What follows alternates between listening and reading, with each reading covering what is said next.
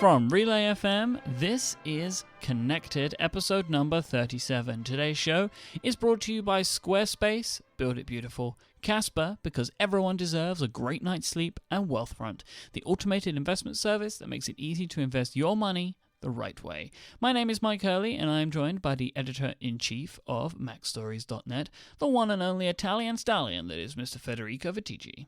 Hey, Myke. How you doing? I'm okay. How are you? I am very well, sir. I am very well indeed.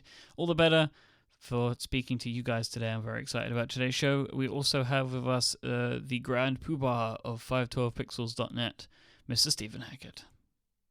Hello, Michael Hurley, co-founder. He's the man in charge. Yep. You know, he's the boss. The boss. Doesn't seem like it, but he's the boss. He's the boss of the world. He's a silent boss. Mm-hmm. Yeah.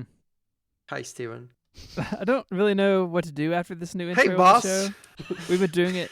We've been testing this intro for a couple of weeks now. And I don't know for a couple of years, actually. And we still don't know what to say. I know what to say. Opening. So the show title, hello, this is Connected from Relay FM. That's pretty simple. But it's this intermediate stage, which I am now drawing attention to, that has always felt awkward to me. And we've been doing shows for like 4 years, and I never know what to do with it. But that's why you just leave it to me. So I think it's weird because the three of us have been chatting on Skype for like 10 minutes now, right? And but now people didn't hear that and they hear this, and this is the beginning of the conversation. We have to like go back and start the conversation again. It's very hard. The problem is when you talk about this. That's the problem. Yes. Because nobody wants to hear this. I think I'm definitely making it worse, so we should just do follow-up. Please, could you start off with some follow-up for us? Oh, Michael, I would love to do some follow-up. So we had a comment on Twitter from Costas? Somebody. Yes. You keep saying that Beats curation is great. How is it better than playlist that Spotify maintains? I thought we talked about this, but Federico, what's the difference here? What makes Beats curation special? I think the big difference is that they feel more human. Like, you can tell that it's people actually being there and picking songs. Or, like, each playlist has, like, an explanation. And, for instance, there's, like, the best hits from a specific band from a specific time period of the band. And you can tell that there's, like, a concept behind the playlist. It's not just, like, a cover photo and a bunch of songs. It's like there's a human there picking songs. And often, like I remember last year, during the Grammys, there was people at Beats Music creating playlists from the show, like not in real time, but like a few minutes after. And to me, I tried Beats Music, I tried Spotify, and we talked about this before. I think Beats Music, like the descriptions and the way that they were presented to the listener, I feel like they were more created by music experts. Like, you can tell that there's a meaning, that there's like a basic idea behind the playlist. It's not just like a collection of songs. It's not like a folder full of files. It's there because the editor of the music section wants you to listen to something, and I think that's a big difference. I think Myke is also a fan of playlists, so maybe he can add more. Yeah, I mean, I guess I haven't had too much of a experience recently with Spotify playlists. I don't know if they're doing this stuff, but I like Beats playlists, and I know they're made by people, or at least they do a really good job of faking machines to seem like people. You know, do you know what I mean? So it's like, I know that that's the case, so it's really great. If Spotify has that as well, awesome. But I don't know that they do, but I know that Beats does, and I really like their playlists. And I've never been taken to use playlists from another streaming music service. But like, I like what they suggest. You know, when I see something on Beats, I try it out because it's a good suggestion typically. Spotify has these playlists, but they're like, there's a cover photo, which is usually just, the same. There's like a workout playlist if you like to listen to hip hop during workouts. There's an Oasis playlist, and there's like a description with a couple of sentences, but it's never with the same degree of there's a human behind this factor. It's I don't know, it feels different. It feels more, the Spotify system feels more automated by machines to me, honestly. And I know that Beats Music has actual music editors and like journalists that work there, or at least used to work there. So it feels more natural and human to me. And I think there was a big difference. And just for the sake of comparison, there's nothing of this stuff on Google Music. Like, the playlists tend to be, especially if you don't have the songs integration on your Google Music country, the playlists are like, I think they're automated by the same Google crawler that they use for web pages. I think Beats Music has the best combination of tech and people out there when it comes to music streaming. Hopefully we will get some new stuff next month at actually not next month, because we're still in April, so in 40 days at WWDC. It's so it's that you want it to be human after all, that human connection of, you don't want a machine playing your music for you. A nice Daft Punk reference. Yeah, I enjoyed that as well. Yes. Yeah. Didn't know that Steven was into Daft Punk, honestly. That's pretty cool. So yeah, a little. So Martin is going to get credit for this, but we got several emails, and I saw a couple tweets about this, saying, or revisiting last week where, Myke, you had the experience that you had to restore your phone and your Beats music was not restored from backup, but the Beats app kind of looked like it had been, and how that was not a great experience. And Martin writes in to say, the developers can specify what data should be backed up with iCloud backup, and his theory is to reduce space of that backup that Beats is not including the actual music tracks, or maybe there's legal reasons or something like that. So I mean, we kind of touched on that. I don't think we said it explicitly. Like, that's, it seems like a reasonable trade-off to me, so you don't have to back up all that music to your iCloud backup, but it is bad that the app, didn't prompt you to, hey, you need to re-download your music. That's not what Underscore says. Underscore tweeted to say the apps are not permitted to include re-downloadable content in backups. So it's not Beats' fault. It's Apple's fault. Conflicting follow-up. I don't know Follow-up Martin. fight. I'm sure Martin's smart, but I trust Underscore with everything, so. Well, one of the reasons, because, I mean, Underscore makes Pod Wrangler, right? So I'm sure he's come into this because of that.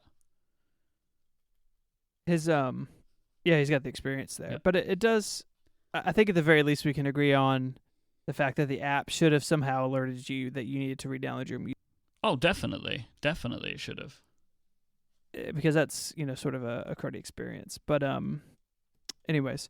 So Ben writes in, and Ben says, you keep saying Apple doesn't have a streaming service. What about iTunes Radio? Does it not exist outside North America? And the answer, Ben, is no. Ben, it does no. not.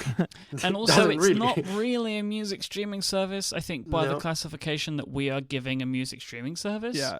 I think iTunes Radio is like I think of iTunes Radio as a Pandora, like, you kind of set a station where we're talking about like on demand. I want to listen to this album. I want to stream this album.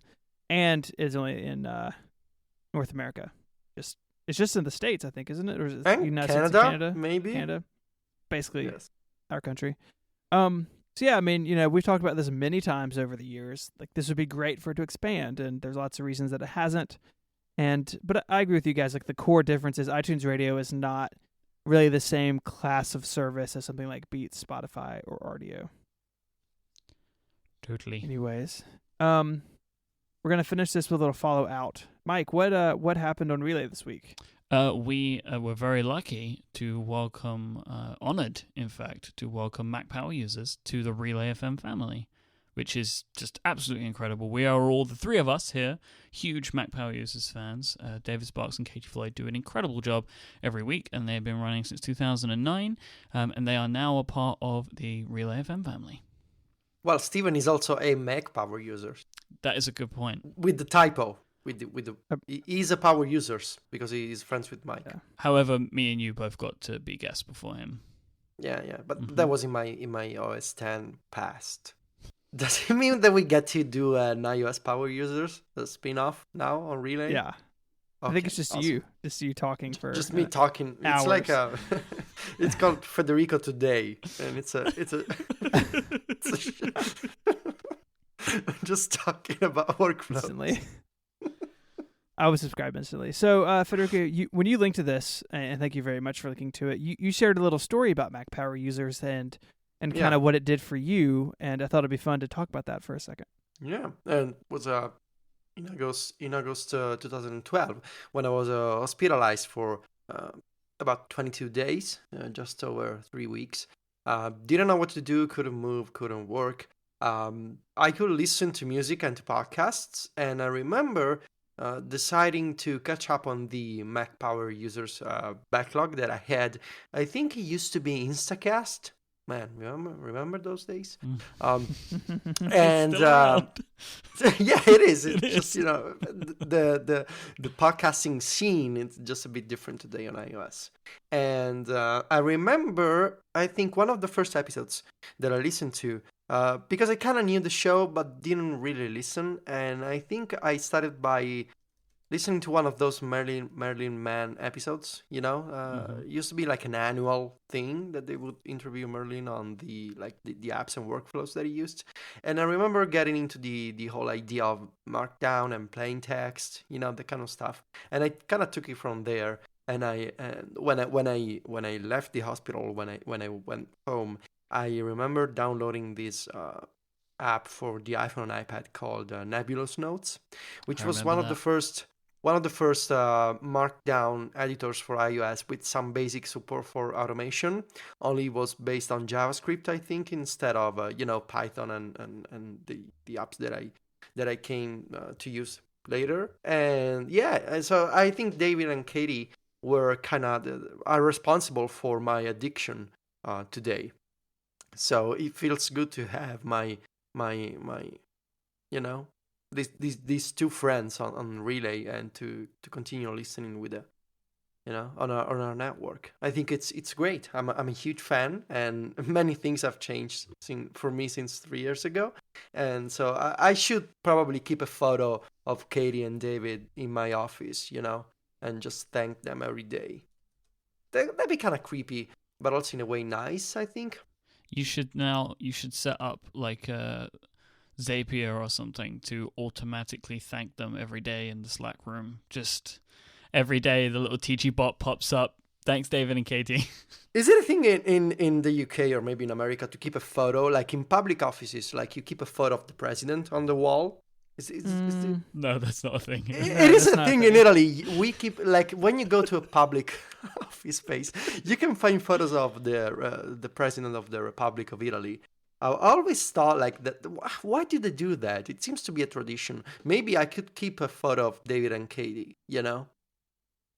Just look at them as a sign of respect. As an authority. You could just have them as your lock screen wallpaper on your iPad. No, that'd be real creepy. Yeah, for someone putting a picture of them on the wall is kind of worse. I think you get a tattoo of Katie on one forearm and of David on the other. So you put your arms together, it's like Mac Power users combined. You could get like power and user on your knuckles or something. Wow, that's real. It's really gangster, Myke. I will start a Kickstarter right now for your hand tattoos.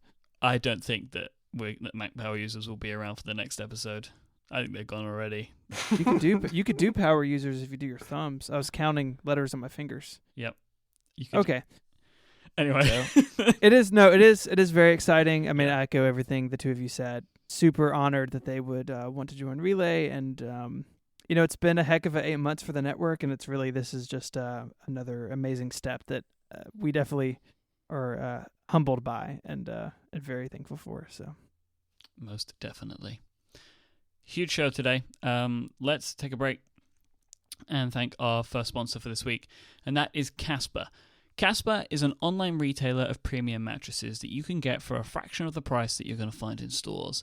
The mattress industry has inherently forced consumers into paying notoriously high prices, but Casper is here to revolutionize the mattress industry by putting the cost of dealing with resellers and showrooms away. They just throw all that away. They cut it right out, and they pass those savings directly to the consumer, and that's you. And Casper Mattress provides resilience and long-lasting support It's very comfortable. Casper mattresses are one of a kind. They have a new hybrid mattress that combines premium latex foam with memory foam. These two technologies come together for better nights and brighter days. It's just the right sink and just the right bounce. Usually mattresses can often cost well over $1,500, but Casper mattresses cost between $500 for a twin size mattress, $750 for a full size, $850 for queen, and $950 for king. And all Casper mattresses are made in America. Casper understands that buying a mattress online can leave people wondering how it's possible. It's kind of an interesting thing, right? A mattress is this huge thing, and usually you'd think about going in and trying them somewhere. They understand all of this, which is why they make buying a Casper mattress completely risk-free. They offer free delivery and free returns if you need that within a 100-day period. No questions asked, it's that simple. Lying on a bed for 4 minutes in a showroom also really doesn't give you a good feel as to whether that's going to be the right bed for you, which is why Casper has turned their buying process into a risk-free experience.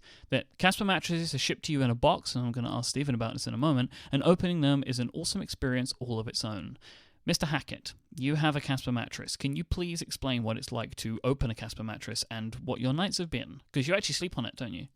I do. So yeah, so we get this box, and it came through the front door. So I don't know if you've unpacked like a regular mattress. It's like basically surgery to get into your house. Anyways, this little box, you cut it open in the room that you're in because it's like vacuum sealed. So it's like space magic. You cut the box open, and we did it. We actually periscoped it, so I streamed it to the internet to like hundreds of people watching me do this in my bedroom.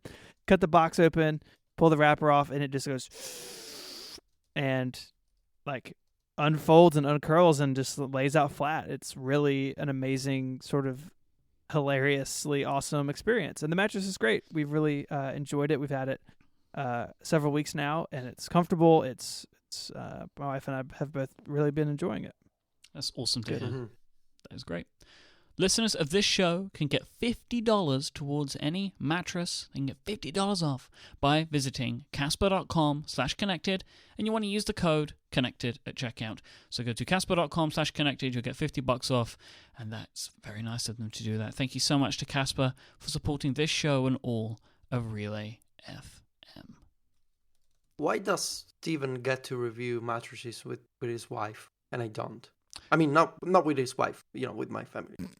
Because Steven's in America and Casper only ship in the US at the moment. Oh, that's sad. Say. No, don't do Mattresses- that. There's plenty to like about Italy. No, It's not, shipments. Not that. yeah. As soon as I can find an Italian mattress company, I'll hook you up, Federico. Okay, thank you. You say that. The ultimate irony is going to be that you get your Apple Watch before me, but we can talk about that later. No, that's not gonna happen. But So I just wanted to give a brief story. So later on in the episode, I'm going to talk through a day in the life of wearing an Apple Watch. But there's just one thing that happened on that day which doesn't really get into the story, but I thought it was really funny. So me and my girlfriend, we went to the Apple store because I wanted to see if they had any bands in stock. And we were upstairs in the Regent Street store. And I was just looking at stuff, and I was like using Easy Pay to buy a charging cable. I was getting an extra charging cable, to which my girlfriend then just kind of walked off to get like out of the way because she basically had seen like an empty area of the store, so she was just walking to get out of the way. She walked about 3 paces, and a security guard basically jumped on her. She wandered into the Edition try-on area. And they freaked out. They did not like that at all. So she just walked into the area? So this is the interesting thing, right? The Regent Street store, it's a 2-floor store. It's really big. And basically all they have is just in the corner of the top floor. It's not roped off. There's just one security guard, one Apple store person, and 2 tables. And one try-on thing. And I think the table had the glass thing in it with the Edition watches inside. As well as like one of the try-on pads. That's all they have. It's not roped off. It's not a special room, nothing. It's just a part of the Apple Store that has a security guard and an Apple Store rep. What happened next? They basically effectively threw her out of the area like as quickly as possible. And well, thank God you're in the UK. In America, they would have shot you. Exactly. I started laughing a lot because I realized what had happened. And she had no idea what was going on. Because they didn't say, no, ma'am, this is where What the did really she gold say? watches are. She was like, I don't understand what's going on. And I explained it to her, and she just said that it was stupid, to which I agreed. Okay. She should be a tech blogger. She should. That was a hot take. Yes. Right, Federico, let's Yeah. let's do some more serious stuff. Can you give me a brief overview of the Q2 results that came out yesterday? Apple's Q2 results. This is supposed to be serious. Okay. Yeah. Well, I mean, you can joke about it, but Lots of money, you Mhm. know. You can make fun of the iPad number a little bit. No. Oh! Wow. Mhm. Okay. I'm no longer talking to Steven. So Steven, Mike, it's okay because that number makes fun of itself. There's only 3 of us on the podcast. How are you going to? and I'm not talking to you anymore. So, 58 billion revenue, 61.2 million iPhones sold to customers, of course. 12.6 million iPads and 4.6 million Macs sold. And total profit for the quarter was $13.6 billion. So it's just about 3 billion over the guidance from Apple for the quarter. So it was a good quarter, you know, especially iPhone sales. Analysts were expecting about 58 million iPhones. Instead, they did over 61 million. So the iPhone continues to be a huge business for Apple, the biggest, of course. And the real surprise for many people was the importance of China for the numbers. If you look at the results, basically the revenue by area. You know, Apple has I think 5 regions. There's Europe, Americas, Greater China, Asia Pacific, and Japan. And Greater China was about 29%. And it was bigger by revenue than Europe, which was 21%. So it's become the second biggest market for Apple, Greater China. Is that the first time that that's happened? See, that I don't know. I think it has been growing for a while, and I remember Tim Cook's comments from a while ago that he said, we feel like China could be our biggest market by, over the next year. I think it's not the first... No, maybe it's the first time that it was bigger than Europe, actually. I think so. Yeah. Because lots of people yesterday, I follow a bunch of those analysts on Twitter, and a lot of them were surprised by basically almost 30% of revenue from China. And so, of course, Apple had a bunch of announcements during the conference call. Most importantly, that they're gonna have about 40 retail stores in China by next year. Which is they're making big investments in China considering the numbers that they're seeing. Best Buy, it's one of the major partners of that. What's the name? The payment system that's like against Apple Pay. Currency? Was it Currency? Yes, they're basically changing their mind and they're adopting Apple Pay. I think Currency got shut down. I think like it was just such a security disaster. It just went away. And basically, Best Buy is going to offer Apple Pay support in the app first and later this year in all of their stores. So, yay. What else? I'm trying to think of the most... Was there anything about Apple Pay outside of the US? Nope. Oh, come on. Tim Cook confirmed that Discover, one of those US companies, is going to use Apple Pay, but nothing about the US, I think. What else? I don't know. They talked about 3,500 apps for the Apple Watch available at launch. Basically, iPad sales. This is the big topic from the quarter. iPad sales were a bit low as usual. I think it was the second weakest quarter for iPad, and The thing about iPad is that Tim Cook remains confident about the product.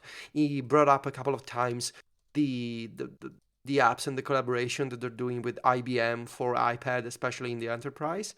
So he seems to believe, that iPad can become a better, bigger business, especially when you consider the enterprise market. And there was a couple of analysts on the call that tried to kind of push him to talk about, iPad sales in the future. And he just says, I remain confident that it's a great product. I feel like his comments and this is totally just my idea. I feel like his comments kind of suggest that some stuff is happening with the iPad. I don't know if it's software or if it's some major hardware change. I feel like it's software. I feel like we're gonna see some changes just for iPad, and in my mind, just for the iPad Air 2 and future revisions, of course. But there was some people on Twitter who were saying we're gonna see Force Touch on the iPad this year, and we're gonna see a stylus accessory from Apple to kind of make the iPad more unique. And I think it makes sense if you consider Force Touch, if you consider all these new technologies that Apple is doing with Touch, and if you consider that a lot of people still don't get the iPad, so maybe making the iPad better for designers and artists could be a nice idea to kind of expand the product line. Other numbers, Myke. I don't Just know. for a second, because I have a question that I want to ask Yes. you, but I believe Stephen wants to provide some real-time follow-up. Yeah, so currency isn't dead. It's still around. It's just that Best Buy is going to run it in parallel. According to Ars Technica, it seems like it's in parallel with Apple Pay. So I think it's still around. Seems like Apple Pay is clearly a better technology, but they're going to do both. It seems like. So I guess we'll see how that goes. But yeah, I did notice. I was not expecting Apple Pay to make such waves in the quarterly results call, but clearly Apple's being successful with Discover, which is a major credit card here in the U.S. that's not currently on Apple Pay, is joining later this year. They made that announcement as well, so it's getting some press time with Uncle Timmy. So good times. So Federico, I have a question for you about iPads. Oh, okay. I mean, obviously, I understand what you're saying about about it looking like there's going to be some. What Tim's saying, it hints to the fact that they could be working on something, right? Mm-hmm. But if you will allow me to play devil's advocate for a moment, Mm-hmm. doesn't he kind of have to say this? Like, he can't go on the call and be like, man, that iPad ain't working, huh? Like, no one's buying that anymore. Like, What? let me please. I know. Sure. Okay. Sorry. I'm being inflammatory. Right? I'm trying to, Mm-hmm. I'm trying to play the opposite. Mm-hmm. Do you think that do you genuinely believe this? Like, if you think about it, like in your heart of hearts, or do you think that maybe this comes from a little bit of just hope from you? No, not at all, because it's still a big business. 12 million units is still a huge business, bigger than most companies. Yeah, but this is the thing, right? And again, to put this into perspective, that you are completely correct of that. However, Apple size, it's interesting. No, that's where I think you're wrong, basically. Okay. The problem is that, so if you put the iPhone out of the picture, Apple sells two computers. One is the Mac and the other is the iPad. So for the Mac, they did 6 million units, and for the iPad, they did 3 times, that. And the problem is, what I think is, it's not that the iPad is struggling, it's that the iPhone is just huge. It's insane, but not because, the iPhone is a great product. It's just the smartphone in general, it's taking the world by storm. And the thing that the iPhone is selling, it's just like a different story. But the moment that people are gonna take a look at a computer, like, they use their iPhones all day. Because, and even some people use their iPhones as a sort of a computer because they do work on the phone or they watch movies on the phone. And that's fine. But at some point, people are going to want a bigger screen, to either watch a movie or, I don't know, create documents or browse the web and whatever. And if you consider that Apple sells 2 types of computers, the iPad consistently does 3 times the numbers of the Mac. So I think there's a couple of issues here. First is that the iPad had a great, fast, incredible start 5 years ago, and some people kind of got used to those types of numbers. But because the iPad is more like a computer and it's not like an iPhone, and I think some people are looking at the iPad like an iPhone and they're expecting kind of the same numbers, I think they're misguided, because they're not seeing the same numbers, and therefore the iPad is, needs to die. Basically, it's useless. That's not the point, because if you consider the iPad in the perspective of a computer, even if you look at other computers by other companies, and just the even if you look at the numbers of the PC industry, you can see a clear difference between what the PC is doing, and even what the Mac, the PC from Apple is doing, and what the iPad is doing. And I generally believe that the iPad's problem is not the reason of that it exists. The iPad needs to exist because people are buying iPads. The problem, or two problems I see. First is that old iPads are still working really well, and you can install the latest software on the latest iOS on an old iPad, and you mostly get all the new stuff.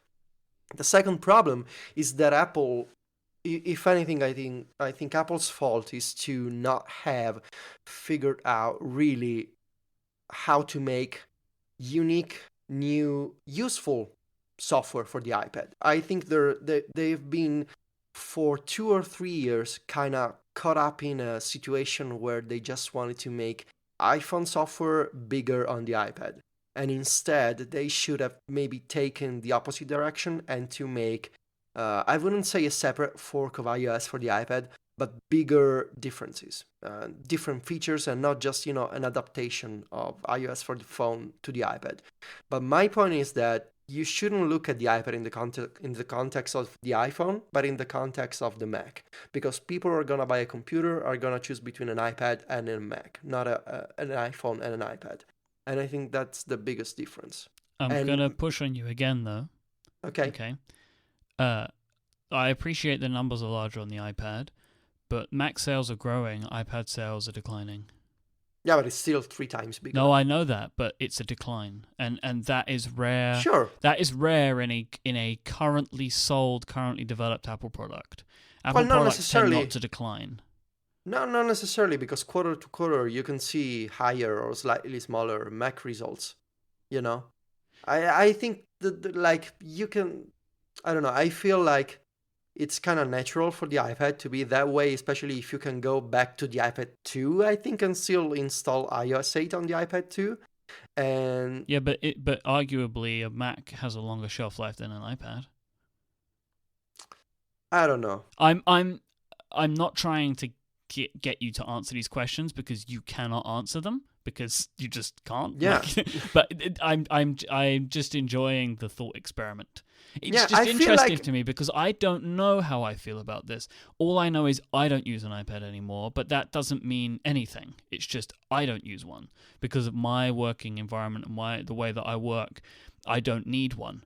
But you do, and again, that's totally fine for you. But just as the iPad guy, it always intrigues me to understand how you think and feel when this happens, because everybody around you is saying the iPad is dying.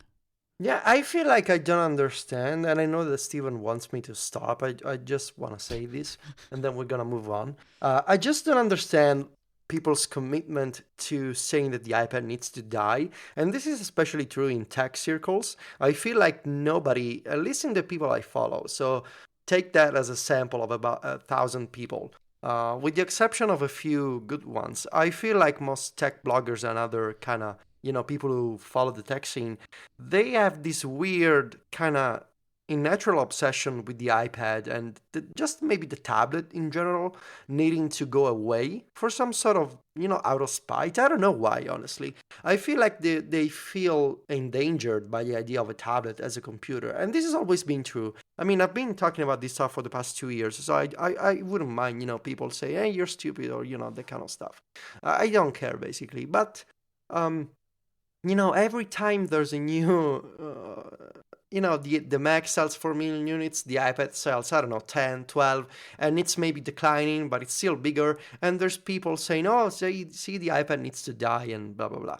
I don't understand. Because maybe it's a bunch of factors. Maybe because they don't understand why would anyone, including me, would want to work from an iPad. And I feel like I published an article and it still didn't suffice to justify my cause. And that's okay. But maybe other people feel like they want to be analysts and they want to kind of tell Apple what to do. And that's also fine because everybody has a hobby. I just, at a very basic level, I don't understand. I don't understand why. I mean, usually, I'm not the type of guy who says, it's okay, just listen to what Tim Cook says, because I like to question Apple's motivations, and I like to do what you do, Myke, and to kind of push them, to want to know more. But I feel like when Tim Cook says, there's an iPhone, there's a Mac, there's an iPad, and everything will work out eventually, and it'll be fine, why can it not be that way? Let's just wait it out. If I want to use an iPad, let me use an iPad. If I want to use a Mac, good for you. Everybody should chill, I think, more. If anybody is ever going to make a connected clip show, Everyone Needs a Hobby is potentially my favorite clip of all time. That was the sickest of burns. Thank you for that, Federico. Yeah. I mean, to chime in real quick, I think what you said about, the tech press or whatever, wanting it to go away, I think it's because a lot of those type of people have fallen into a usage pattern sort of like Myke, where the iPad is not a big part of it, and so it's very easy to take your own personal experience and like push it out onto how you view the world. It's a very natural thing to do, right? The three of us have done it. Three of us do it probably all the time. But I think it's particularly problematic in the case of a product like the iPad, where very clearly a very strong business. Most technology companies would kill for any product that moved, was it 12.6 million in a quarter? It's huge. Yes. But at the same time, it is weird because it is within Apple's stable of products where nothing on the planet competes with the iPhone. Just period. It is a technology product in a world unto itself, in a world that is completely separate from everything else in terms of sales or of popularity or impact. And so I think that's where the weirdness comes in, that on one hand you have something that it's kind of hard to understand for some people, and then you look at it in light of the iPhone, while an unfair comparison, it's easy to, take a shortcut and say, oh, well, it's dying. And I think that's untrue. I think the heart of it really is that, you can run an iPad 2 today. Like, it's not great, and I don't want to do it, but lots of people do it, and lots of people can. And it's almost unusual. Apple has a tendency not to be super backwards compatible with stuff, and this old iPad is just like lasted forever, and you can still go buy an iPad mini because they want that low price point. And I think to a degree Apple is in this to themselves, if that factor is indeed a big one. I'm not smart enough to say if it is or not, but it feels like it is. And if so, what happens in 2 years when you can't buy an A5 or an A6 powered iPad and they start to cut those older models off? Will sales go up? Or will people just continue to live behind the times? Because like you said, you can put iOS 8 on those things, and yeah, it's not great, but it works, and most people aren't going to know the difference. It's just there's like lots of weird factors here, and I think anyone who just looks at one or two of them and makes a conclusion is cutting corners, and I think that's where all the frustration comes from for the three of us looking at this. Why don't people like people who are different from them? That is a question that is way bigger than we have time for today. I'm going to take a break because I want to talk about the Apple Watch. I don't know what you guys want to do, but that's what I want to do. This week's episode is brought to you by Squarespace, the all-in-one platform that makes it fast and easy to create your own professional website, portfolio, and online store. For a free trial and 10% off, visit squarespace.com and enter the offer code WORLD at checkout. Squarespace, build it beautiful. When it comes to finding a home for yourself on the internet, you should look no further than Squarespace, because they give you everything that you need. They put the power in the palm of your hands and take away all the things that you don't want to have to worry about. You don't want to have to worry about scaling and hosting. You don't have to worry about if you get stuck and you're going to need someone, With Squarespace, you don't have to worry about any of that because they give you all these things. Squarespace's system is rock solid. I have used it for years. We still use it at Relay. We power our store and our blog on Squarespace. Couldn't be happier. Squarespace's templates are really beautiful. They have fantastic designs. They're super clean. They look great on all devices because they have responsive web design built right into the core of them. They're always adding new templates. They added a ton more with the most recent release, Squarespace 7, but they add them all the time. They have some great templates that are focused around blogging. They have great templates that are focused around creating portfolios, but they also have some now for certain industries, like maybe you want to put music online, or you're an artist or an architect or a chef. You want to put your restaurant website on Squarespace. They have templates now that are specifically catered to each of these professions. Squarespace also have a feature that they call the cover page, which allows you to create a single page website with all of the power of a full Squarespace site. You can either have a regular site or a cover page site, or you can have both. And you can have maybe an intro page for your Squarespace site, which is just one page with just a different theme and a different look as maybe like an introduction to your website. Squarespace have a great deal of Getty images. They can provide you on with awesome photography, stock photography, just $10 an image, which is a deal you're not going to find anywhere else. They integrate with Google Apps. They, if you buy an annual plan with them, you get a free domain name. The list goes on and on and on, like their 24/7 live chat with and email. Their support is live chat and email 24/7. They have teams located in New York, Dublin, and Portland who can help you out with that. I mentioned that we have a store at Relay that is on Squarespace's commerce platform. You can sell physical or digital goods. Squarespace are the best. You can start with plans at from just $8 a month. If you sign up for an annual plan, they have monthly plans as well. But you can go and try it out for yourself. You can sign up for a free trial with no credit card required and start building your website today by going to squarespace.com. When you decide to sign up, make sure that you use the offer code WORLD at checkout. WORLD. Thank you so much to Squarespace for their support of this show and all of Relay FM. You will get 10% off your first purchase with that code, so don't forget to use it. Squarespace, build it beautiful. So, gentlemen, I have my watch. You two, what is your current status? Very sad. Very sad. Processing. It's both processing? Forever. Yes. For the show, I'm very lucky that I got mine, I guess, because that would have sucked. Yeah, you are. We hate you, Myke. Well, okay. I mean, it's not my fault. Yeah, it is. Well, I didn't choose the one that everybody wanted, I suppose. You were being different. Yeah. I have the we love you for aluminium that, sport with a blue band, like a cooler. Blue band? Yeah, I'm you like a developer. You like blue?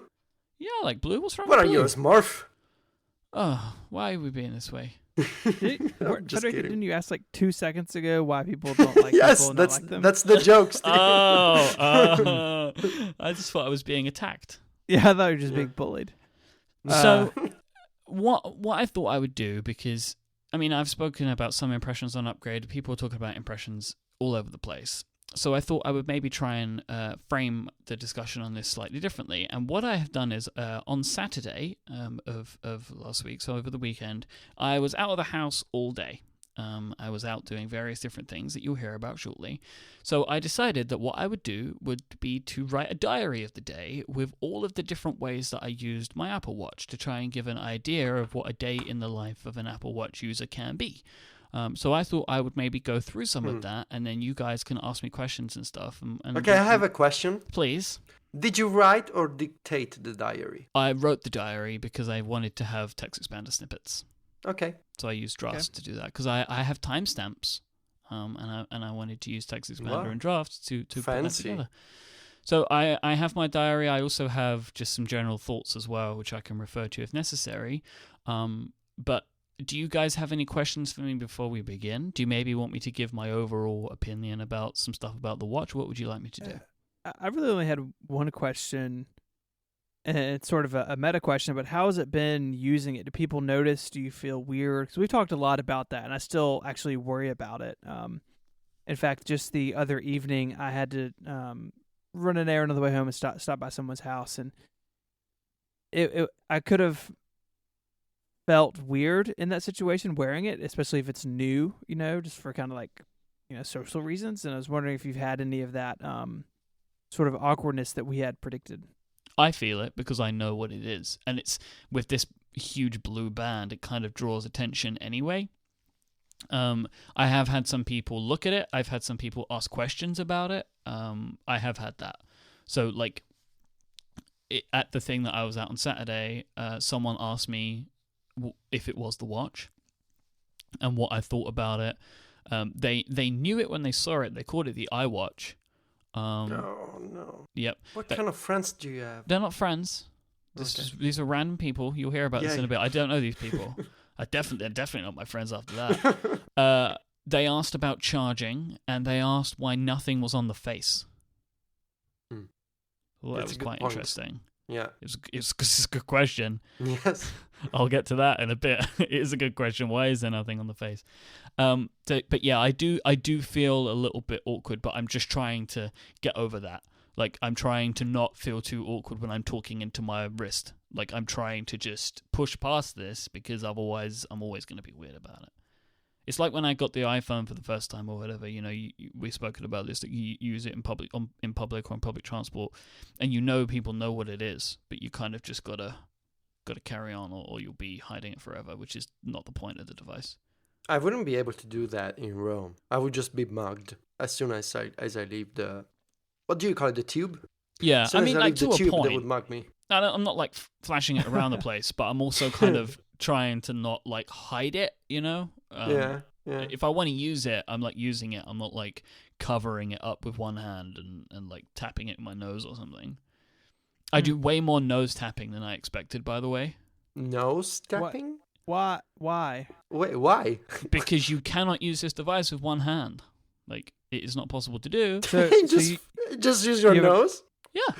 So let's say, for example, I get a message, right? I'll get a message. I've only got one hand free. The one hand that's free is the one that my watch is on, right? And I want to respond to the message. I can use my nose to tap the reply, then to tap Siri, talk into it, tap done, and it will send. And then it's easy. And I use my nose. It's easy. And those can touch a screen like anything else. You guys wait. You'll be nose tapping. I'm telling you, that is the future. Nose tapping is the future. I just wanna see these happening. Somebody said this. Someone take a photo of you?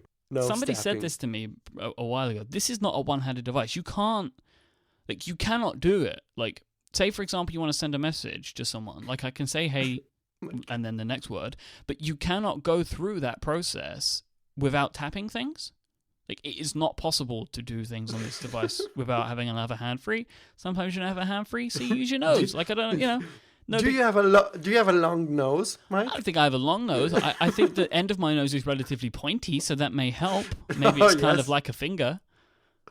Wow. Well, we know that you have long fingers. The Myke. thing is, the thing is now, even if you never would have thought about it, I know now that when you guys get your devices, you're going to be like, I could use my nose for this. I'm starting a revolution here. Myke was right. 2015 nose tapping. I'm telling you. Did you talk about this with other people? Nose tapping? No, you guys are the first to hear about nose tapping. Wow. I keep all the good stuff for Connected. So,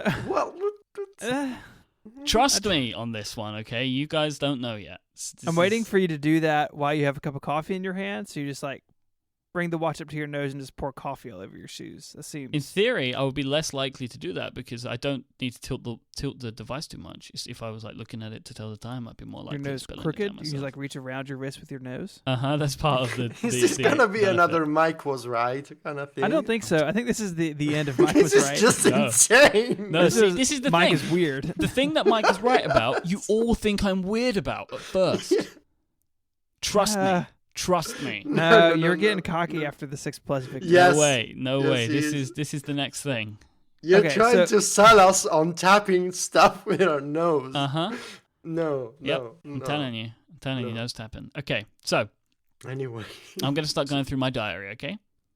Yes. 9:35 a.m. Woke up, took my watch off my charging cradle, and I put it on. That's actually stopped now. No more nose tapping. There's no nose tapping in this story. I'm just thinking about you reading this diary now and tapping your... Do you want to hear the serious stuff, or do you want me to keep talking about stupid things I'm doing? No. Okay.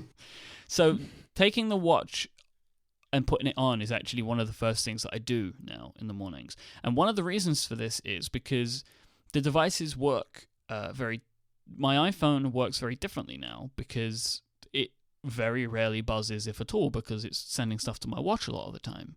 So I put my my watch on because it then just creates the communication between the two devices, and I carry on my day that way. The first thing that I saw was I saw some OmniFocus alerts started popping up on my watch, which I could snooze for a bit. I then saw it had a due reminder come up, which I was able to grab because I was grabbing some paperwork because I was going to a cocktail making class on that day, which my girlfriend had bought me for my birthday. So I had a due reminder pop up to remind me to grab the documentation. I was able to clear the due reminder, and we were all good to go. So 10:02 a.m. I'm out and about. I had a text come in. I replied via Siri for that text message. There was no nose tapping involved at this point because I had both hands free. I was listening to a podcast on my phone, and obviously Siri didn't pause the podcast, which felt weird. So, like, usually when you reply by Siri, the music in your ear stops, but that isn't the case, obviously, because those two devices are split apart, and that was a strange thing. But it makes sense that it wouldn't do it, but it was just weird to be talking into Siri and still hearing, like, ATP in my ears or something. Then I received a phone call, and it came up on my watch, and this is the first time that this had happened, so I answered it. And the conversation was happening from the loudspeaker on my watch, which wasn't what I was expecting. Because I was used to doing this with the Pebble, where you answer and it's in your ears again, right? But the call is on the watch, and I wasn't sure how to switch it back to my iPhone, because I knew you could use handoff, but I wasn't sure, like, if there was maybe a way to just say, like, on the phone, like, route to my phone, like on my watch, like send this to my phone. I don't want to have this conversation like Dick Tracy right now. It's not something I need to do. So I grabbed my phone out my pocket, and I had the little handoff icon, and I flicked it up, and the call just switched over. What I did find out later, because I watched one of the guided tour videos about phone calls, because it seemed weird. I tried force touching, and that wasn't working. But it turns out you can scroll down, and it has a button that lets you switch it. This is an example. One of the reasons I bring this up because it's a good example of a frequent problem that I have with the Apple Watch is I don't know what interaction method is going to give me something. So I tried force touching because it seems like lots of stuff is hidden in the force touch menu, but that didn't do it. But you actually scroll down, but there was no way of me knowing to scroll down because there was no kind of indication that there was stuff below that screen, because most screens are just one screen. You don't scroll them. So it's like there are things that you still kind of have to get used to because the interactions don't seem the same.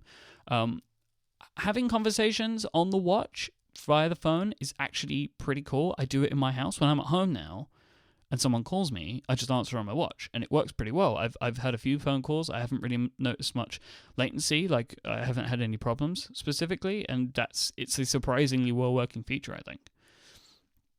So you guys can stop me at any time, by the way, if you have anything. No, we're listening. 12:49. I am at my cocktail making class now, so I need to pay attention mainly. There are taps on my wrist every now and then to let me know that things are happening, and I can kind of just raise the watch to my face where I need to. I notice some messages are coming in, and I just know that they're there, and that's fine. And I archive some emails that are coming in. Mailbox doesn't have an app, but obviously it takes account of the notifications, the snooze and archive notifications, so that's fine. So I can deal with that, and that's good.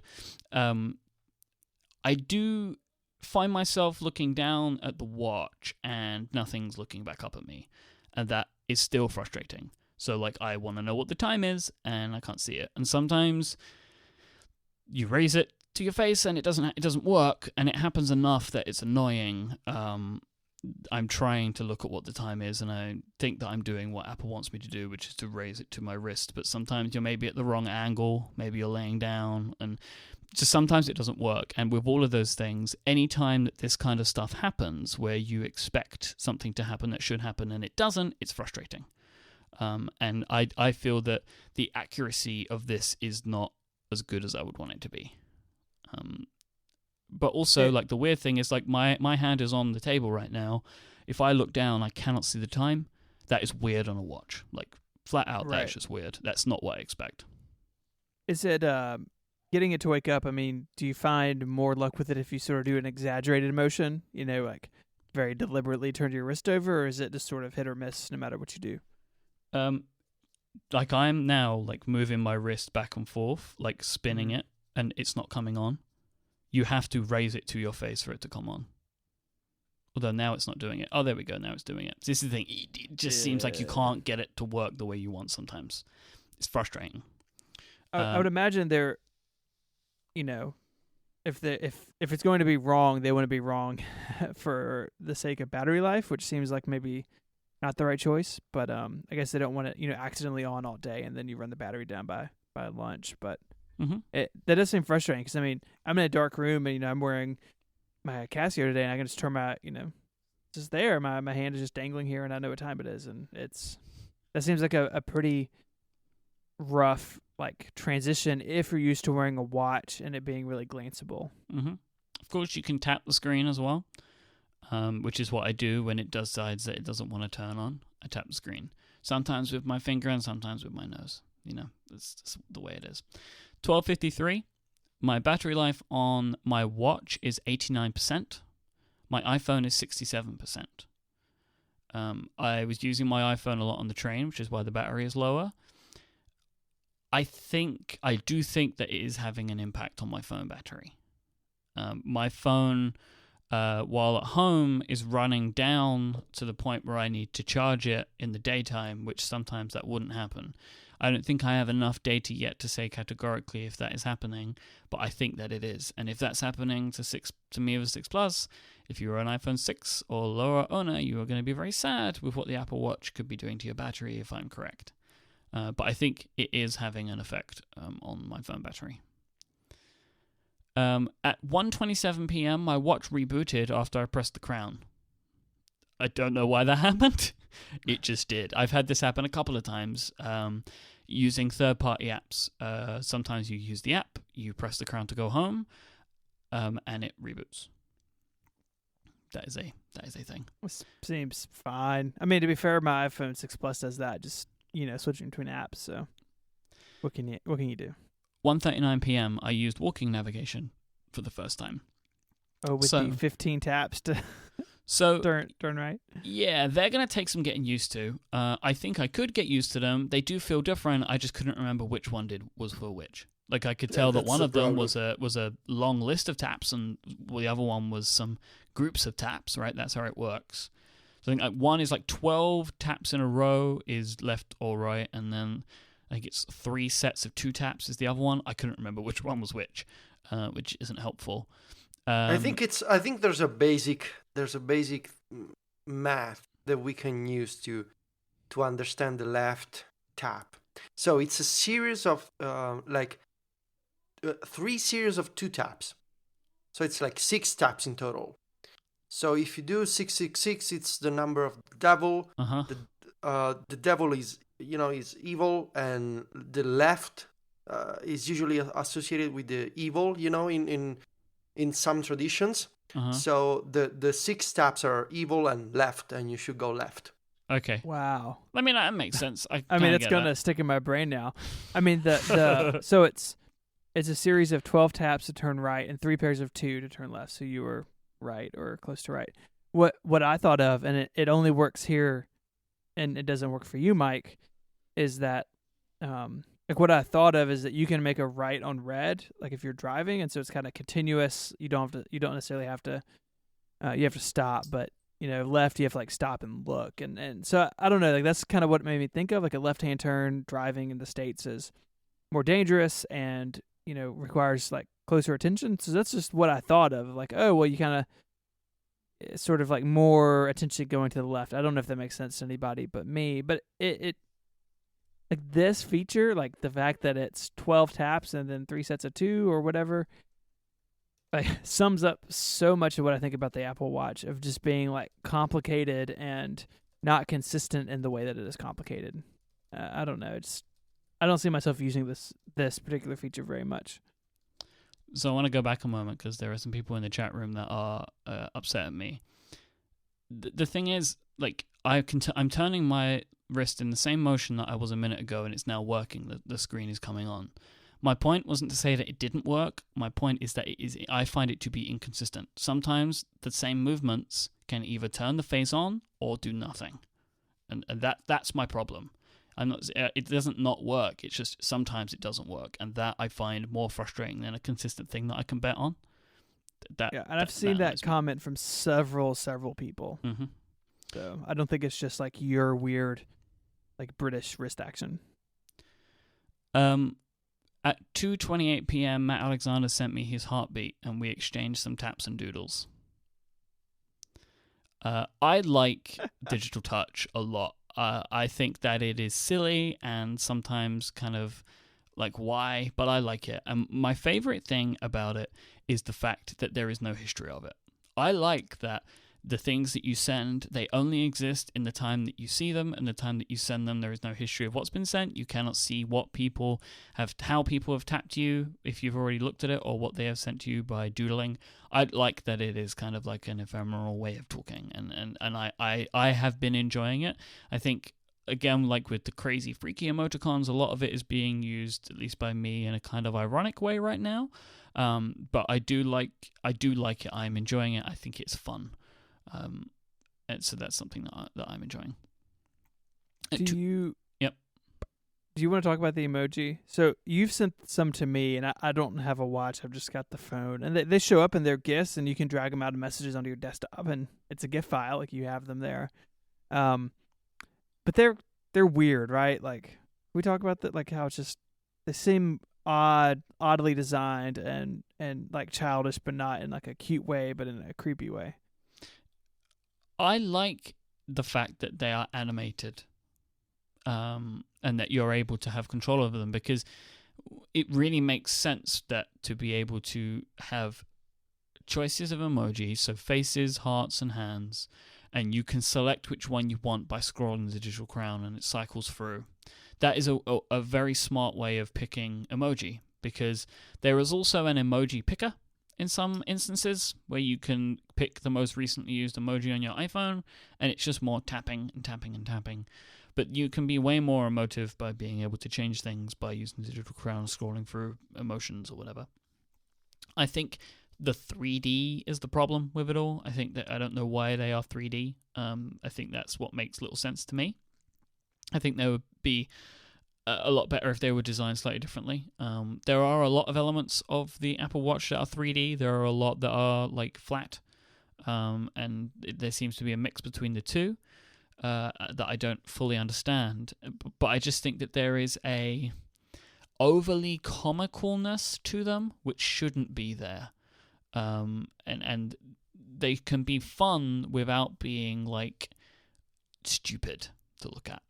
And I think it's a little too slapstick for me at times, but I am enjoying them very much, sending them ironically to people, because everybody that I send them to seems to hate them, which is fun.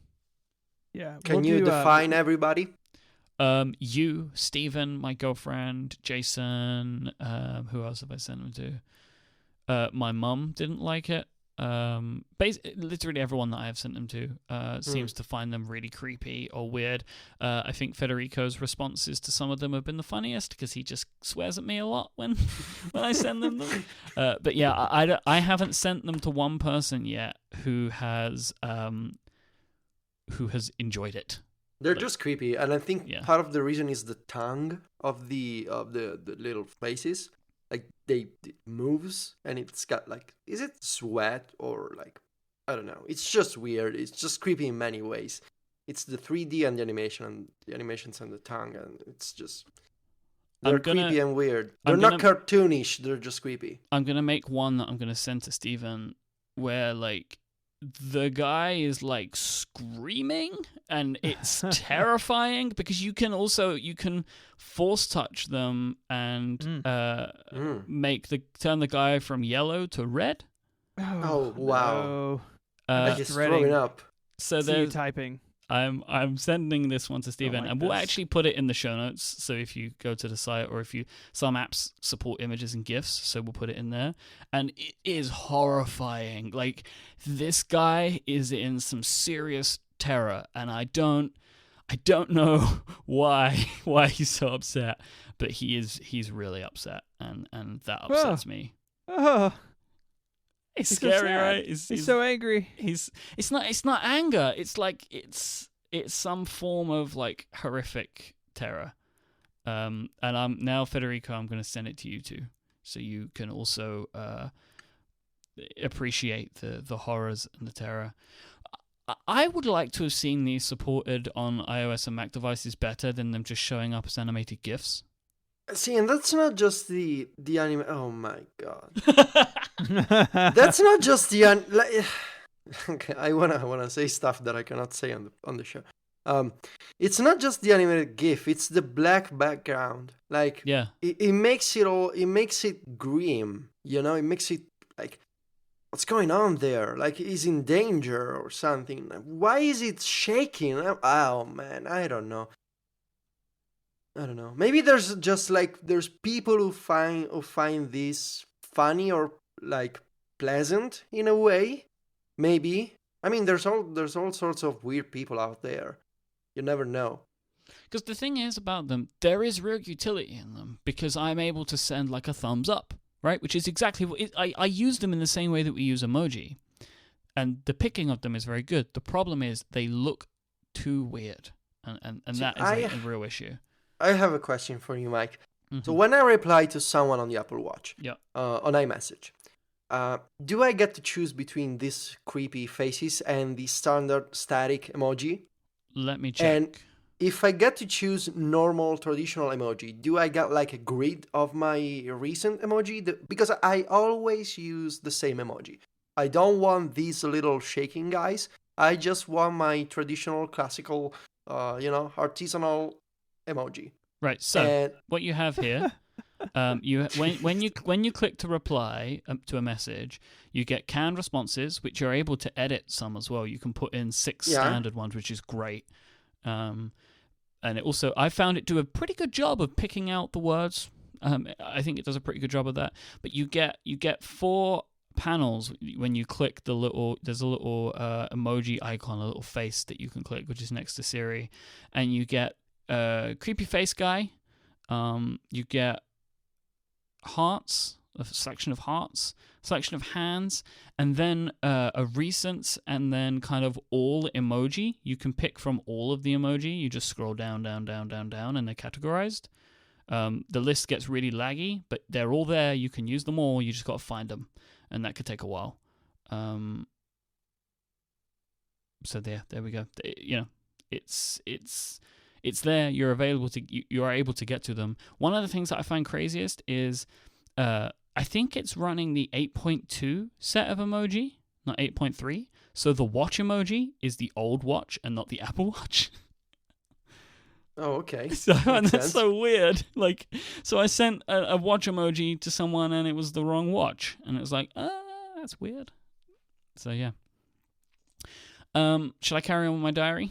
Yes, please. At 3:53, I noted that the quick suggestions to reply to messages were a lot better than the iPhone, because I thought you get a longer list. So on the iPhone, you get the 3, right?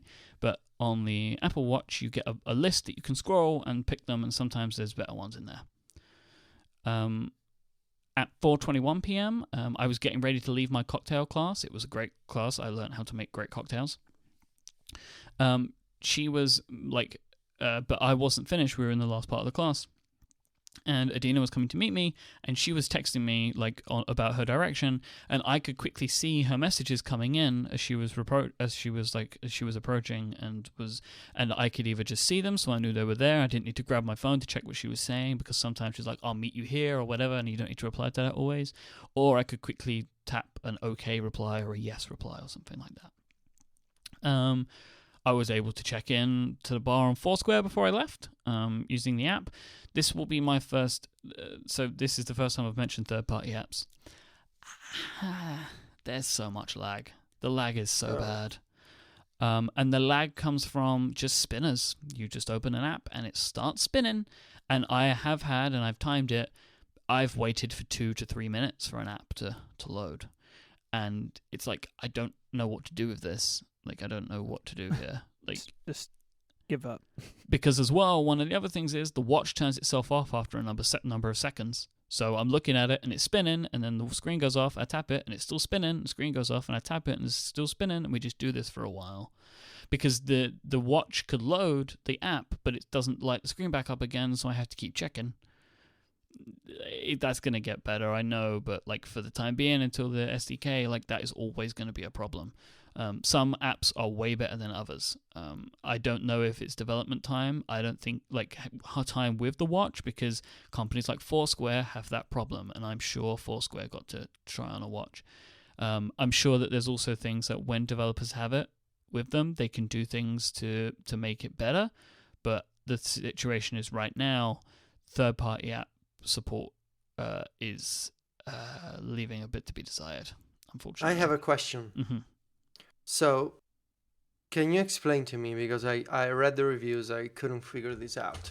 When you open an app on the watch, like when you go to the home screen, whatever it's called, and you tap an app, and it's you see the spinner because it's loading, does the watch turn off by itself after a few seconds? Like, is there like a forced auto lock for the watch? Yeah. And you cannot configure this auto lock time. No. This is just wrong. Why wouldn't you? Probably because the battery would die. Yeah, I want my battery to die. So what? Just let me choose, you know? So how many seconds is that? I think it's no more than like, it's like around 10 seconds.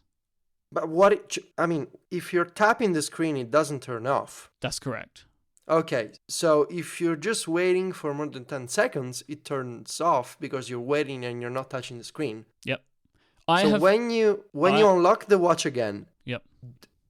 Are you taken to the same screen you were looking at? That is up to you. Okay. Typically what happens is it brings you back to the previous app that you were in, but you can set it to just take you back to the watch face. Mm-hmm. So there are times where this is a big problem. Like I was playing Trivia Crack, which is a game which actually is amazing on the Apple Watch. I can't believe some of the animations that they've been able to do. And you get 30 seconds to answer your question. If you're just looking at the screen, thinking about your answer, you end up in a situation where it goes off. And it's like, oh, so now I need to tap it so I can turn it back on again. Yeah. Where's my nose? Got to get my nose ready. Yep. I mean, I do wonder, surely WatchKit, has a lot of blame here, more than likely, and it sounds like, developers we know talking about it seems to be the case. But I do wonder if the SDK is the end all be all, or if there is, hardware at play here, keeping things slow. I think the WatchKit stuff, will, as that fades out and the SDK apps move in, at some point, Apple said this year, I think. Hopefully it'll get better, but I'm still like reserving judgment. I see, all you guys using the watch, and I think that I will be very hesitant to use a lot of apps and only really go to them when I have to. And I don't see this. I don't see me cramming my watch full of every single app that is built into my iPhone now that has watch stuff. It just seems like overkill, and it seems like a really frustrating experience. So why deal with it if I don't have to? Couple of points on that. In general, Apple's watch apps don't have this problem. There are some times where it is spinning a bit while it's grabbing some data. So like if you open Mail, it will spin, but it's for seconds, not for minutes. The other thing is, you said that you only have to go to it when you have to. You're still going to face the same problem though. Like, I know what you're saying, but like, by not putting a lot of apps on it doesn't mean that you're not going to have this spinning problem. No, I'm not saying that like fewer apps make it faster. I'm just saying that if the apps are cruddy right now, then like why deal with them at all? Like why not just use the notifications and the time stuff and glances, and like I don't think I'm ever going to like open a watch app to hail an Uber. I think I'm going to always pull my phone out of my pocket. But see, this is the thing though. I would prefer to use a watch app to hail an Uber. This is the thing, right? So now that I'm using the device, okay, I am seeing there are so many times where I would prefer my main method of operation for quick things that require typically a couple of taps to be on the watch. To call an Uber, you typically open the Uber app, you tap a button to say where you are, and you confirm. I don't want to be pulling my iPhone out my pocket anymore to perform an action that takes 3 taps. I should just do that on my watch, because it is an app. It is an experience that takes 30 seconds. I don't need to have my phone in my hand in theory to do that anymore, because I have a device which is strapped to my wrist, which can do that stuff. So whilst I get what you're saying, I think for me anyway, having used it, there are times where I want to do this stuff. Like, for example, Overcast. Now, I don't want to have to pull my phone out to either start a podcast or change a podcast. I just want to use the Watch app instead to pick my podcast, because my hands are already out in front of me. And your nose is ready. And my nose is ready. My nose is ready to make the taps. So when you use Overcast, Yeah. Does the audio play from the iPhone, from the watch? Yes.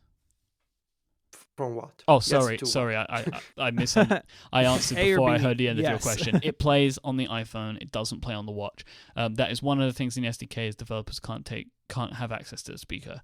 It plays on my iPhone. So basically now, for example, I have done this. I have had my iPhone charging in the other room. I have had my Jambox and in another room, and I have my watch on my wrist, and I can start a podcast playing on the Jambox because it just starts playing on the iPhone, which is connected to the Jambox. That's actually another question that I had. What about proximity with the iPhone and the Apple Watch? Do you need to be close for the watch to be faster?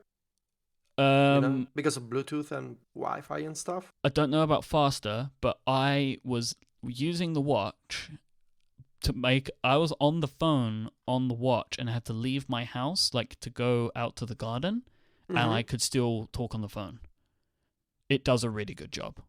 Oh, nice. And I haven't noticed a problem being out of the house. Like, if it's not on Wi-Fi, it doesn't seem to have any more of issues to me. Anyway, I haven't noticed that.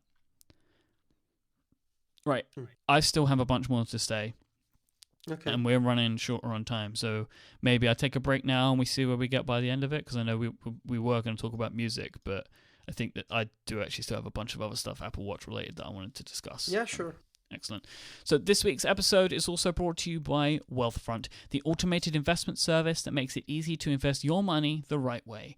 Wealthfront software manages your money using investment strategies that were previously only available to the wealthiest of investors for just 1/4 of the cost of using a traditional advisor. This is what Wealthfront can help you do. Wealthfront monitors your account 24/7, automatically rebalancing your portfolio, reinvesting dividends, and working to maximize your after-tax returns. Wealthfront is overseen by a team of investment experts, the same people who launched the index fund revolution and who have written some of the most important books on finance, so you know you're in safe hands. In case you're still not convinced, you should know that Wealthfront manages over $2 billion in client assets and has saved millions of dollars on taxes for its clients. So with Wealthfront watching over your investments every day, what will you do with your extra time? Visit wealthfront.com/connected to get your first $10,000 managed for free. Wealthfront Inc. is an SEC-registered investment advisor. Brokerage services are offered through Wealthfront Brokerage Corporation, member FINRA and SIPC. This is not a solicitation to buy or sell securities. Investing in securities involves risks and there is the possibility of losing money. Past performance is no guarantee of future results. Please visit wealthfront.com to read their full disclosure. So, let me go back to where I was in my diary here. At 4:26 p.m., I left the bar where my class was. It was genuinely a cocktail class. Like, it sounds so weird. I left the bar where my class was being What held. cocktail did you make anyway? I made a selection of cocktails. I made a Tom Collins, an old-fashioned. I made I helped make a punch, which is the whole class was helping make this punch. I made a sour of some description that I can't remember. I think it was called a Daisy. And I made one other drink that I can't remember the name of at all. I have a quick confession. Yes. If you allow me, just like 30 seconds. Yes. I feel like I'm approaching being 27, and I see a lot of people my age on Twitter being experts about cocktails that they know how to drink, and instead the only cocktail I know is the old-fashioned, and because of Don Draper or Mad Men. Sometimes I feel stupid because when I think of drinking, I think of like, those maybe stupid young cocktails like vodka, Red Bull and stuff. or beer, just beer. And instead, there's people on Twitter who are really serious and fancy about their cocktails, and I feel slightly more ignorant. I don't know. Sometimes I feel stupid for stupid stuff. Yeah. Well, so this is one of the Federico- reasons I went to the class, because I like a couple of cocktails. I want to learn how to make more cocktails. So I went to, my girlfriend knows this, and so she got me a cocktail class for my birthday.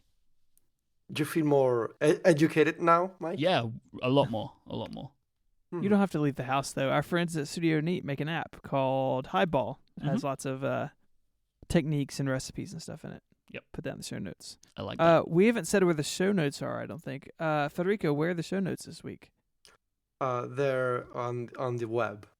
You just go to okay. the web and You'll will find it. Yeah. Yeah, What's just what's type the show notes into Google. What's the AOL keyword? What's the what? The AOL keyword. What's Yeah, we keyword? didn't have that stuff in Italy. Ah. Not sure what it means. Anyway, you can go to relay.fm/connected/37. I feel like that whole thing again was just us stalling until you worked out the show number. No. I knew this time because I think there was in the document. Okay, we so we're gonna follow up on AOL keywords next week. I don't Putting that in my want to. notes. I really don't want to. Okay, so for 26, I used maps again to direct me to a gallery. I had decided at this point, and this is the way that I feel, like the taps are fine, but sometimes I actually found them come a little bit late for the turning that I needed, or it was just a bit confusing. All I really wanted from maps on iOS, which is exactly what I've got, is to be able to check the map, like so it shows the little blue line of where I'm supposed to walk on my wrist. That was what I wanted, and it's awesome. It gives me exactly what I want. I can zoom in and out, and it nice and smoothly shows me where I'm going to go, because I'm pretty good at map reading when I had the big blue line there, right? I know where I can see this street, I can see that street, I can see I've got to take my path that way. It's perfect. I can do it. That's killer for me. I love it. I love the fact that like when I was thinking, like when you think about what do you want this device to be, when you know it exists, and you know what it can do, like after you've seen the introduction of it, you're like thinking in your daily life the things you want to be able to use it for. Mm-hmm. Maps was a big thing for me because I walk around, and so this was a good thing for me. I was very happy about that. As I approached the gallery, and the other reason that I mention this stuff, and the thing that I'm about to mention now, is just to give ideas in the way that I have used it. So I was approaching the gallery because I was then going to a gallery. I was meeting my girlfriend. We were going to an exhibition, and I was able to bring up Siri, and I could dictate a message and send it to her. Like, that's the kind of stuff where I found it to be very useful, and it was just very quick, and I could just get it done. At 5:25 p.m., my watch is at 63%. My iPhone is at 41%. At 5:45 p.m., we sat down at a restaurant for a meal. At 5:45? Yep. Okay. Sorry. Yeah, whatever. Sorry. I don't. I just Let's say it was lunch. Let's not do that again. I don't know. Was it pizza? I don't know if it Oh makes it my better or God. worse. Look, we were in London. We'd just been to the restaurant. It's not an excuse. You could be, I don't know, in Paris or in Singapore. And This was like a late lunch, all right? Late lunch. It's not a late lunch. It's not an early dinner. It's nothing at 5:45. I hadn't eaten since breakfast, and I was drinking alcohol. I needed a meal. Anyway. That's real unhealthy, Myke. Well, I was That's at the class. Making cocktails. I was road testing a device. I was very sleepy.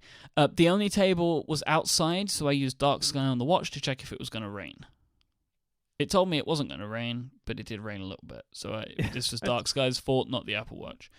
7:54 p.m., 54% battery life on my watch, 29% on my phone. At 8:15 p.m., I did a little bit of grocery shopping, and I used Clear on my watch to check things off, which is kind of cool. So I had my Clear list up. So this is where the watch going off, coming back on worked well, right? So I just had Clear open, and I could look and be like, right, that's the next thing that I need. I put my arm down, the screen would go off, I'd raise it again, Clear would still be there. So that was pretty good. That worked in that scenario. I wanted to leave Clear open. I didn't want the screen to stay on the whole time, obviously. So it worked. 8:45 p.m., start cooking something, and I was able to set a timer with Siri, which was very good.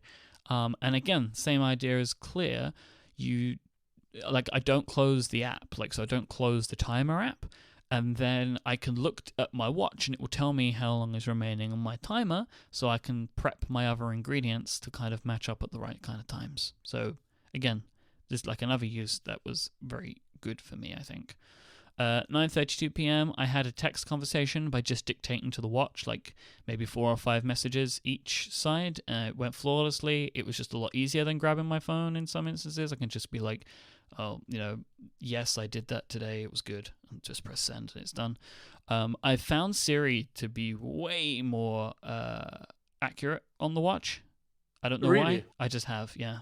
Some people say the opposite, Mileage varies. Like I usually get really frustrated at Siri and on the phone, and I haven't found myself frustrated as much with the watch. But the other thing is, like, the great fallback is you can just send the audio file. Yeah. That was really smart. That was one of those things where someone had a good day when they were thinking that feature up, right? You can just, it's recording your audio, you can just send the audio, or if Siri worked, you can send the message. Mm-hmm. Do you use audio messages much these days? I don't. I have started using them more now. That's like in the odd occasion where Siri hasn't got it right, I use it. But I've also been sending audio messages to people now because I do it on the watch, because it's like a bigger feature than it is on the iPhone. Mm-hmm. And it kind of sometimes it just makes sense to do that, I find. Yeah, I guess it feels more natural on the watch. Mm-hmm. That's good to know. I've been sending a few of those audio messages. So that's I like that that's this feature. Yeah, it's good. It is very good. And the microphone is okay. Like, it's fine. At 9:33 p.m., my watch is at 37% and my phone is at 20%. I've now put my phone on charge at this point. And other than like kind of like general usage, at 1:14 a.m., which was when I went to sleep, my watch battery was at 22%. So I have found every single day that I've used it that the watch battery remains. And I have had some instances, like I was awake one day this week, and it'll be the same today, where I was awake at 8 a.m. and I went to sleep at 3 a.m. and I still had 10% battery life on the watch. So for right now it's midnight and I have 11%. But I know that that's going to last me for the next few hours. I haven't had to put it into power reserve. It's been great. Can you tell us a bit more about power reserve? So actually, it just come up and said you have 10% power remaining. Power reserve. So I heard you. So put it in power reserve and tell us what it's like. I've already done it and I don't want to do it. So I could tell you what happens when you put it into power reserve. It asks you some questions like, you're going to do this. You're going to put it into power reserve now, and then all it does is you have a black screen with a green digital watch face that will come up whenever you. Why do they like green? No the idea. Green I don't know face why is they the green chose. So watch face? my guess is that is really low power on the AMOLED screen. So you can probably That's do real. red, green. You can probably do red, green, or blue. Because of white, you're going to need more pixels. And my guess is that green was easiest to read, so that's what they went for. That's real engineer of you, Steven, to say. Thank you. Real smart. Real Dr. Drang. So then that's all the watch does. And the reason I didn't want to put it into it now is because to get it out of power reserve, you have to shut the watch down and then turn it back on again. Or Seriously? Yeah. Or charge it, maybe. Like if you come back over the threshold, does it come out of it? I haven't tried that. Okay. I would imagine that it would come out of it, but I think it tells you. Oh, I'm just going to do it now and see what it says. So I think it tells you the way you bring it out is, power reserve prolongs battery life by turning off all features except the current time. To exit power reserve, press and hold the side button, and then it turns the device off and on again. So I have a kind of, not a strange question, but a real specific question. All right. Can you do, the free emergency calls with the Apple Watch? There is nothing that I can see which tells you how to do it. I guess if I asked Siri to call me an emergency, it would do that. But there isn't a thing anywhere which says emergency calling that I can find. definitely not try that on the air. I'm not going to try it ever. But. You should call the police and say, "Help! I'm stuck recording a podcast." The phone app has favorites, recents, contacts, and voicemail. Like, it doesn't have anything in it about emergency calling. Because you can't dial a number. Yeah, makes sense. Yeah, I thought maybe you could dial a number with Siri, but I don't know. I'm sure I could ask Siri to call that. I'm not going to say it in case it does it for anyone. Please don't do that. Yeah. So I'm sure you could have it do that, but I haven't tried that, but I bet it would work. Yeah. I have a follow-up question. The Ahoy telephone feature. Uh-huh. So you say, hey, and then you say the name of Apple's digital assistant. That's on the watch all the time. Is that sensitive like it seems to be on the iPhone, or do they have that honed in pretty well where it's not accidentally going off all the time? And follow-up number 2, can you turn that feature off? Most of the time that I have tried to invoke that, it has not worked. Hence the fact that, therefore, it is very solid. Frustrating. Yeah. Oh, well, instead, I just pressed the crown. To hold the crown.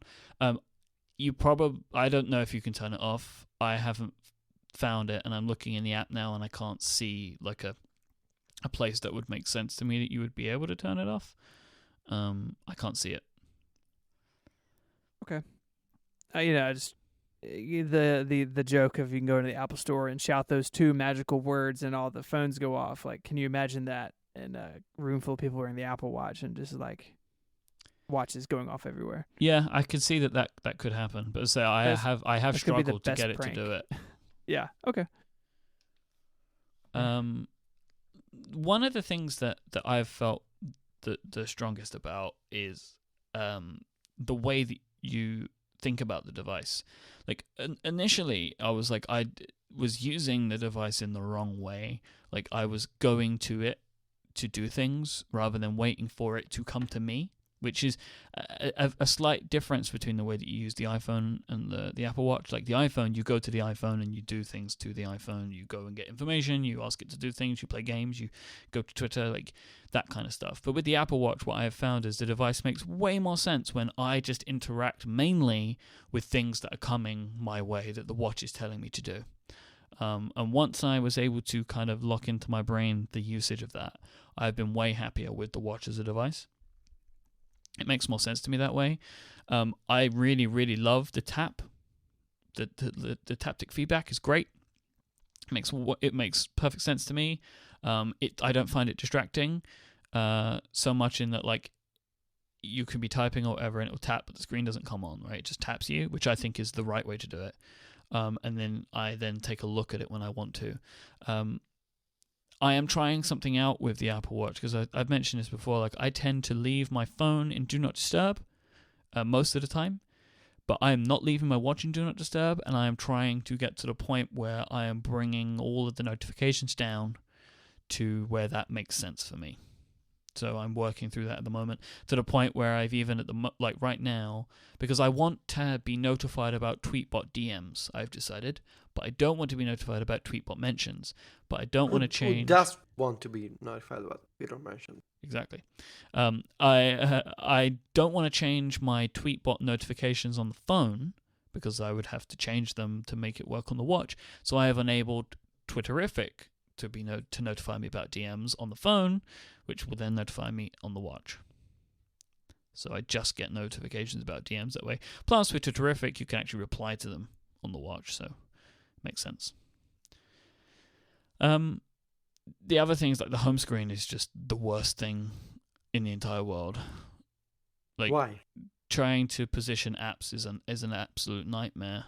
Like, they just move all over the place, whether you're doing it on the watch or in the app, the companion app, because you can move them in both places. It just seems to just move them all around all over the place. Like it's so difficult to get things to stay where you want them to be without moving an entire line. It's inelegant. Because as well, you can't, like, I don't know the exact like geometry of it, but like the icons have to be touching in a certain way to lock into a place, like maybe between two. You can't like attach one to one. It has to be attached to two different ones. It's just really difficult. And it's difficult to explain, but it's a nightmare. It's kind of like Minecraft for home screens. I guess so. Did you spend time making one of those weirdly specific layouts? No, mine is basically just like the Just a bunch of icons. It's just, well, yeah. What I've tried to do is just try and group them in a way that makes sense. Like travel apps go over there, and productivity like apps go over there. You know? So I remember from the first reviews, some people mentioned that it can be difficult to tap on a specific icon. Did you see this problem? I open the wrong one all the time. Oh, okay. So you did see the problem. Yeah. You get the wrong spinner. Like right for now, I just just tried minutes. to hit OmniFocus and I opened the watch instead. Well, that's basically the same thing. I Yeah, guess. sure. What about complications, Mike? Yep. Can you tell us about is there a screenshot of your setup anywhere? Did you share a screenshot of your Apple Watch? I tweeted it. What is it? So I am using the utility face. Okay, so that's the analog one. Yes. Oh, that's another topic that I want to discuss about me being stupid, but please move on.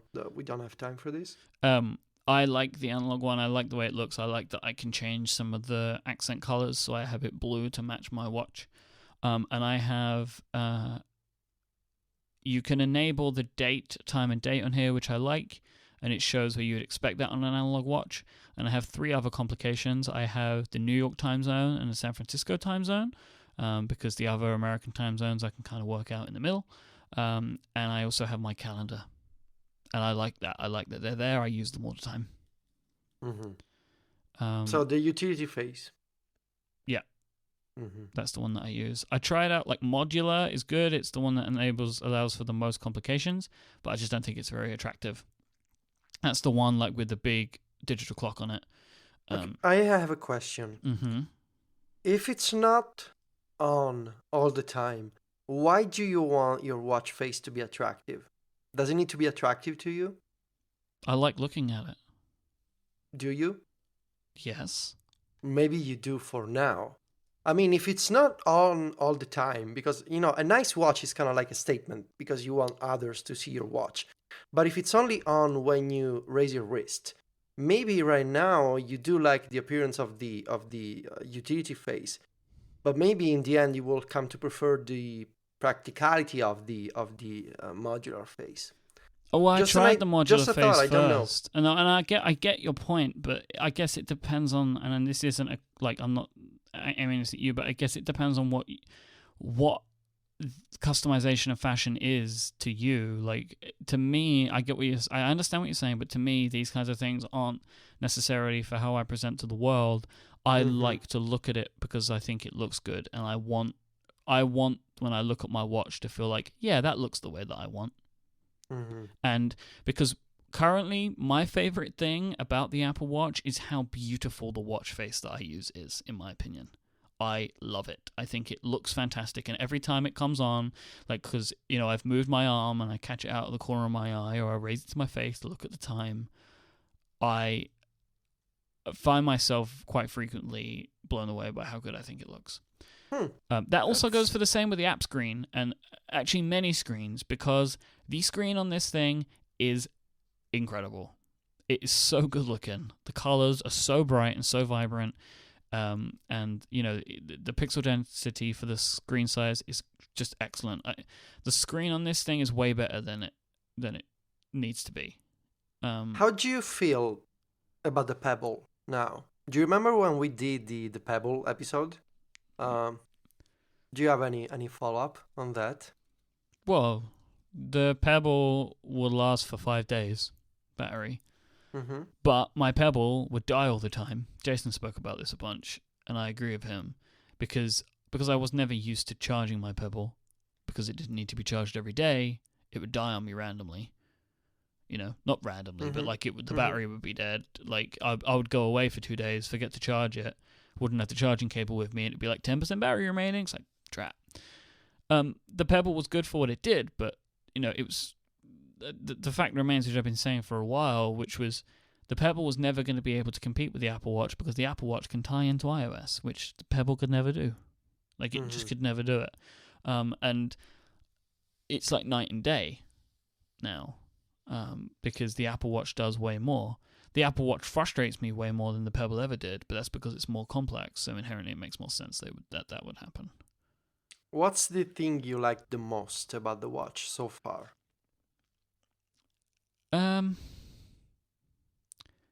The thing that I like the very, very most is one animation, which is when you're on the home screen, which is where all the apps are. I should talk about this maybe next week, about how much the difference between the clock screen and the app screen frustrate me. But when you're on the home screen, when you're looking at your apps and you zoom out with the digital crown to the watch faces animate into place, and different watch faces animate in different ways. And yeah, like for example, I think it's called is it the solar one? The solar one, which shows where the moon is. The watch icon zooms out to become the moon on the face. Oh wow! Yeah, that has to be nice. Yeah, it's very pretty. But my favorite, like on the one that I love because I look at it all the time, is when I zoom out or zoom in. Yeah, zoom in. Basically, just all of the elements of my watch face come into view, and like so I see the hands first, and then the number 12, and then it cycles around, filling in all of the other numbers. The closer I get, it's like it all ticks into place. It's very nice. I really, really like it. It's that's probably my favorite thing. A bunch of the animations and UI things, I really like some of the notifications are beautiful. The calendar notification is beautiful. Yeah, I think it's just the way this thing looks is my favorite thing. Mm-hmm. What's the overall Myke take on the Apple Watch for now, based on a few days? You don't need it. I think once you get it, you see and you can see how it fits into your life. Now I don't want to let it go. But if someone's on the fence, I wouldn't tell them to buy it right now. I would say maybe to wait a little bit longer, unless you are. And when I say that, I mean like, people in my life, not necessarily nerds. I mean, if you enjoy this podcast, you probably will really like the watch, and I would say look into it and see if you think it's right for you. Like go and try one, and if you like the look of it, or if you like hearing what I've been talking about and that really interests you, and you think you can overlook some of the pitfalls of it, which in general I am able to do, then you maybe should get it. But I don't think people need it right now. I think that's still going to take some time because the OS still needs to grow. This is very 1.0. It reminds me of other 1.0 products. It reminds me of the iPhone, because it does a lot of things great. It does some things not so well. But I can, we saw how the iPhone progressed, and I think this thing will progress too. Like, it just makes sense to me that it's going to get better. Thank you, Myke. That was we're gonna. I want to hear more of your diary. I assume there's more. Well, that day is done. Okay, the cocktail day. The cocktail day, but I have more. I have way more stuff that I want to talk about that I haven't spoken about yet. But the thing is, I hope now that one of you guys will have one by next week, so it won't just be me talking. Not gonna happen. But if it is the case, then I will continue talking about it because every day I have new thoughts about this device. So, well, Myke, well, Steven and I didn't exactly talk about this, but I want to say that we have decided that in order to properly test the Apple Watch, you will need to exercise. Okay, that's perfectly fine. Can you? Yes, can you? Oh, I always do.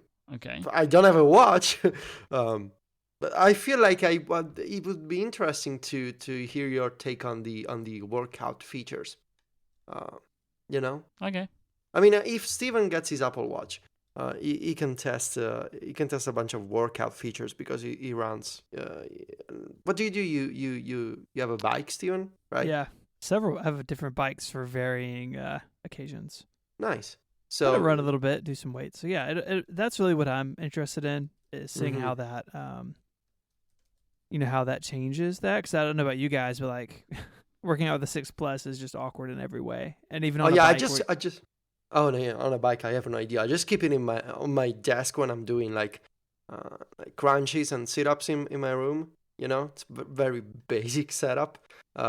I'm guessing that when you're running, it can be awkward to strap the 6 Plus to your body. Just huge. Us carry it in like a little wagon behind me. It's worked out well. So, Myke, it'd be cool, Myke, to hear your opinion on the fitness features. Yeah, one of the things that annoys me the most is like my favorite way of exercising. I'm not gonna use is swimming. Right, I'm not gonna swim with this on. I'm just not gonna do that. I have found the fitness tracking stuff, walking and things like that, to be great. And I like it's making me stand up, so I like that it does that. It's doing the whole standing up thing. So you don't think that's annoying? No, I don't saw find it people annoying. on Twitter. Oh my god, I'm already annoyed by the notifications to stand up. It's just one notification that I can ignore, but most of the time it's making me stand up. So if it annoys me twice a day, but 5 times a day makes me get up and walk around for a few minutes, then in the aggregate, I'm happy with it. Very cool. Very cool. Right, so that's about the end of this week's episode. There will be more next week, I'm sure. I want to take a moment to thank our sponsors again this week, Wealthfront, Squarespace, and Casper. You should go and check them all out, and thanks to them for supporting the episode and the show in general. If you want to find us online, there's a few ways you can do that. You can find Stephen at 512pixels.net, and he is at ISMH on Twitter. Federico is at Viticci, Viticci, and he is also at macstories.net, and I am at imyke, IMYKE. You can find the show notes for this week over at relay.fm/connected/37. Thank you so much for listening, and we'll be back next time. Until then, say goodbye, guys. Arrivederci. Adios.